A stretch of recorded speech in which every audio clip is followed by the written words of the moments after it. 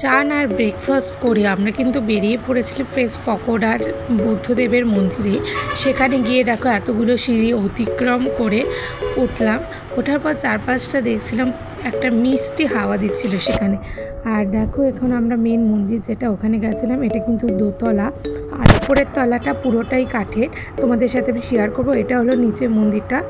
আর দেখো এখানে এখন আমরা যাচ্ছি আরেকটা মন্দিরে। চারপাশটা তোমাদের একটু আমি দেখিয়ে দিলাম।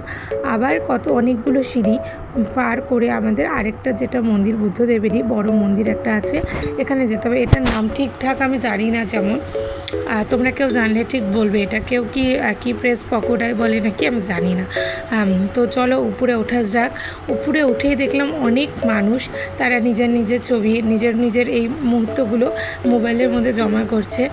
আর আমি কিন্তু অনেক ছবি এখানে তুলেছি, যেটা তোমাদেরকে আমি তোমরা যদি দেখতে চাও তাহলে আমি ফেসবুকে দেওয়া আছে, আমি ফেসবুকটা এখানে মেনশন করে দেবো, তোমরা চাইলেই প্লিজ গিয়ে দেখে নিতে পারো। আর চলো আবার একটু সিঁড়ি এলো।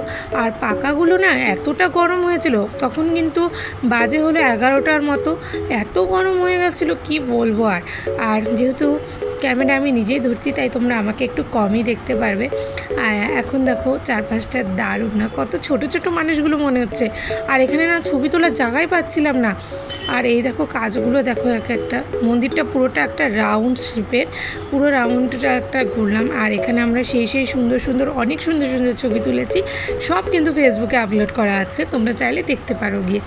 আর এখান থেকে দেখো গাছগুলো পাইন গাছ বলে নাকি আমি জানি না ঠিক, কিন্তু আমি বললাম পাইন গাছ। আর এই যে মেনশন করলাম আমার ফেসবুক অ্যাকাউন্ট। আর গাড়িতে বসে পড়েছি, চলো আবার নতুন একটা জায়গায় যাওয়া যাক।